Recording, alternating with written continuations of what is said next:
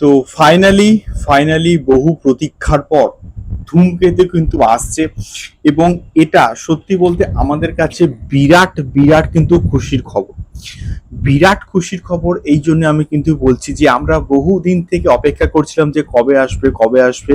তো ফাইনালি দেবদার production house থেকে তাদের যে অফিসিয়াল ফেসবুক পেজ, সেখান থেকে অফিসিয়াল পোস্টার কিন্তু একটা ড্রপ করা হয়েছে, এবং তার সঙ্গে সঙ্গে কিন্তু রিলিজ ডেটও কিন্তু কোথাও গিয়ে অ্যানাউন্সমেন্ট করে দেওয়া হয়েছে যে কবে ধূমকেতু মুক্তি পাচ্ছে। 14th অগস্ট অর্থাৎ ইন্ডিপেন্ডেন্স ডে উইকেন্ডে কিন্তু ধূমকেতু মুক্তি পাচ্ছে, অর্থাৎ এটা ওয়ার 2 এর সঙ্গে কিন্তু ডিরেক্টলি কিন্তু ক্লাস করছে। হ্যালো গাইস, আমি Deep and welcome back to my channel Deep exclusive. So এখন আমি এই ভিডিওর মধ্যে কথা বলবো ধূমকেতুকে নিয়ে এবং ধূমকেতুর পোস্টারটা কেমন হলো। তো প্রথমে বলি, এই যে রানা সরকার এবং তার এই যে এত এত কন্ট্রোভার্সি ধূমকেতুকে নিয়ে, তো ফাইনালি কোথাও গিয়ে আমার মনে হচ্ছে যে সলভ হয়েছে সবকিছু বিষয়পত্রগুলো, এবং যে সমস্ত যে কমপ্লেক্স ব্যাপারপত্র ছিল সেইগুলো আশা করছি যে ক্লিয়ার হয়েছে। এবং ফাইনালি যখন আমরা দেবদার থেকে একটা অফিসিয়াল কনফার্মেশন পাচ্ছিলাম যে কবে দেবদা কনফার্ম করবেন, তো কোথাও গিয়ে দেবদার প্রোডাকশন হাউস থেকে কিন্তু এটা কনফার্ম করা হয়েছে যে ধূমকেতু আসছে, এবং এটা 14th আগস্ট কিন্তু মুক্তি পাচ্ছে, এবং এটা ওয়ার 2 এর সঙ্গে কিন্তু ডিরেক্টলি ক্ল্যাশ করছে।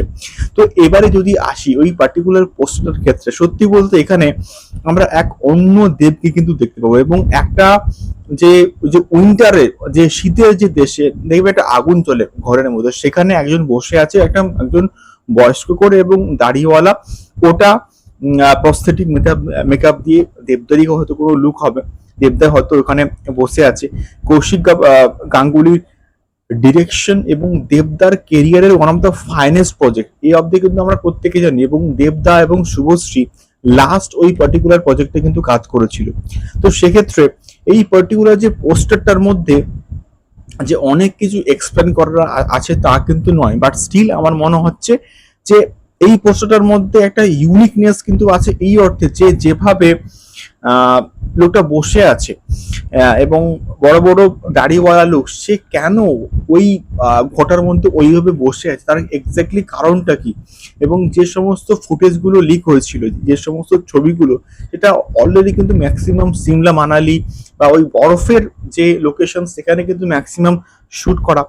তো সেখান থেকে মনে হচ্ছে যে কিছু একটা দারুণ যে যে কোনো ঘটনাকে নিয়ে কিন্তু এই ছবিটাকে এস্টাবলিশ করা হবে। সে যাই ঘটনা হোক না কেন, দেবদার ধূমকেতু আসছে, এটাই সব থেকে বড় খবর এখনকার। তো পোস্টারটা কিন্তু বেশ প্রমিসিং লাগছে, দেখা যাক কেমন হয়। তোমাদের কি ফিডব্যাক জানিও কমেন্ট বক্সে কমেন্ট করো। দেখা হচ্ছে পরবর্তী ভিডিওতে। টাটা।